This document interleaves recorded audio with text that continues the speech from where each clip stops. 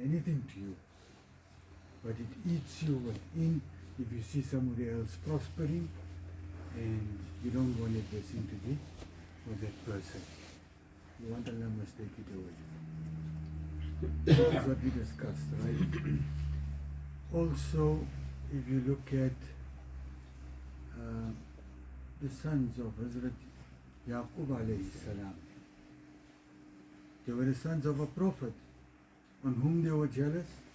Their own brother. Their own brother, mentioned in the Holy Quran. So jealousy is this vice. Ask Allah Ta'ala to grant us panah. I told you the ways of overcoming this vice of jealousy. Today, inshallah, we discuss backbiting. This is another vice. Allah subhanahu wa ta'ala says in the Holy Quran, first, if you want ayat, I'm not going to give you too many hadith on it. As long as the message is understood, it's fine. Ya ayyuhalladhina amanu ijtanibu kathiran min al-dhann. O you who believe, ijtanibu kathiran min al-dhann. Abstain, avoid being suspicious. Inna ba'da al-dhann ithmun. Because some suspicion leads to sin. When you become too suspicious over certain things, then you start thinking, you overthink, and that leads to sin. Oh, why did this person say such a thing? And you start thinking and thinking, what was his motive? And you start going on for yourself. So avoid too much suspicion. Inna ba'da al-dhanni if, then Allah says, wala tajassasu. Don't spy on each other. Spying. Then he says, wala yaghtab ba'dukum ba'da. And do not gossip about each other. أيحب أحدكم أن يأكل اللحم أخيه ميتا?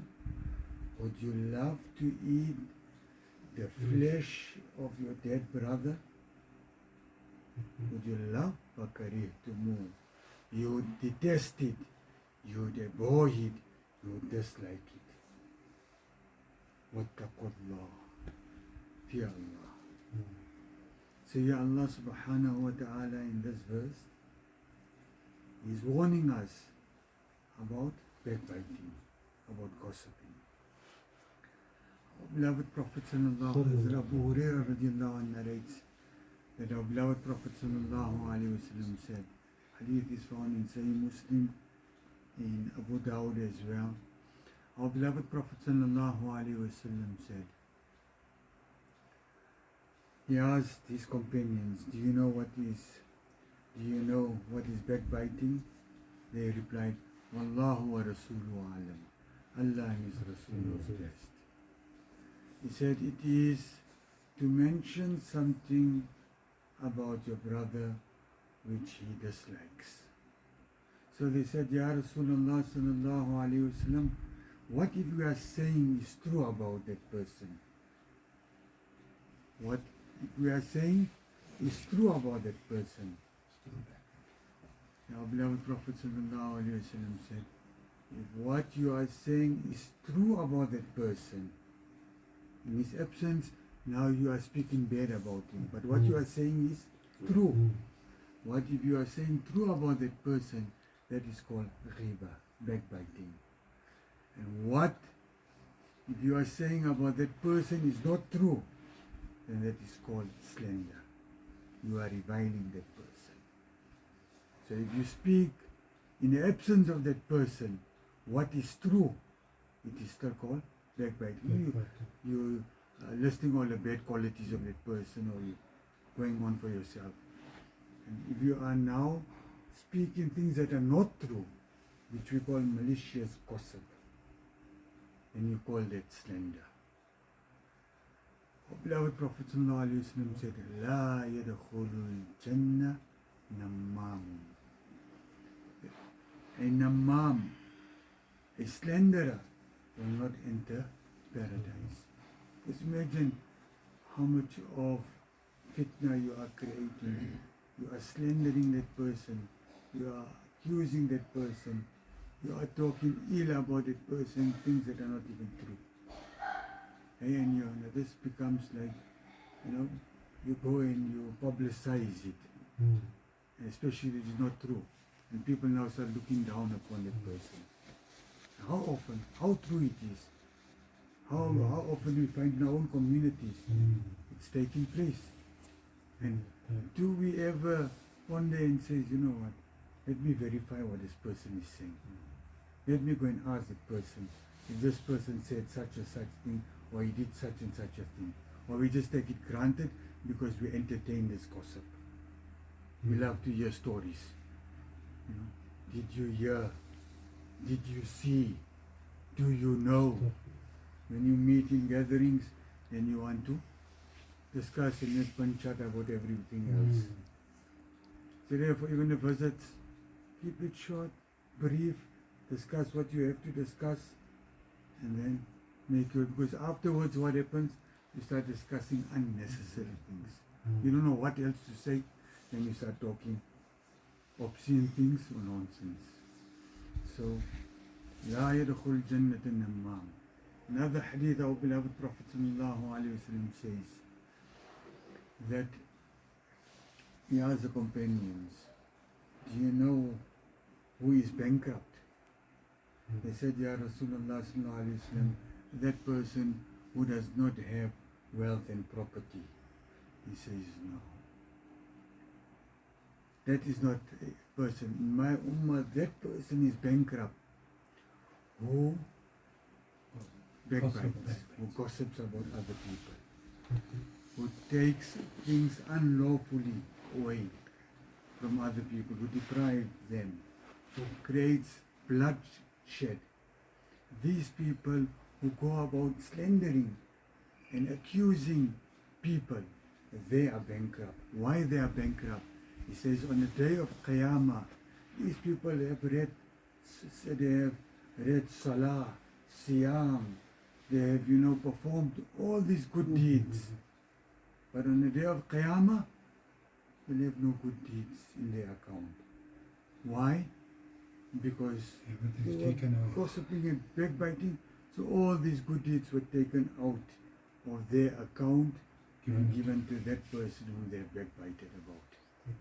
So these people are then bankrupt. And gossiping, backbiting, in a hadith in Sahih Bukhari, and yes, last night I quoted this hadith while I was explaining to you. Our beloved Prophet ﷺ passed by two graves, and he mentioned to the companions that these two people in the graves are being punished. One for not cleansing himself after making istinja, not making proper istinja. And he used to urinate after that, he used to spoil his clothes without making proper istinja. And the second person for gossiping, backbiting. And then our beloved Prophet ﷺ asked for a leaf of a date palm tree, and he broke it into two, the branch, and he placed one on one cover and the other on the other cover. He said, as long as these leaves remain green, they do not dry out, these people in the grave, there is takhfifi azab for them. Their punishment in the grave will be lessened, will decrease. So there are many things that come up from this hadith. Firstly, alhamdulillah, our beloved Prophet ﷺ can see what is happening in the grave. Secondly, adab qabr is a reality. It is a fact. Our beloved Prophet ﷺ taught us to make this dua. Allahumma inni a'udhu bika min adhab al-qabr wa min adhab al-nar wa min fitnat al-mahya wal-mamat wa min fitnat al-masih ad-dajjal. Make this dua, oh Allah, protect us from the adhab of the qabr. And there are many ahadith regarding that. I'm not going into that. But what I'm saying, because people tell you, the Maulanas are making you scared. What's there in the qabr? What punishment you put? What they are making, they are relating what our beloved Prophet ﷺ said. And this, where I gave you that hadith, is an authentic hadith, not a weak hadith, where the two people were getting punished in the grave. So, backbiting, look, we take it, we meet and we start talking about this person. I'll tell you when is backbiting allowed next week. Next week, inshallah. When is backbiting permissible? But what I'm telling you now is backbiting is prohibited from the Quran and Sunnah. When does Islam allow us to backbite? In which circumstances? And what is the cure and the remedy for backbiting? Inshallah next week. I'm not going to take too much of your time. Ma alayna illa al-balagh al-mubin. Thanks.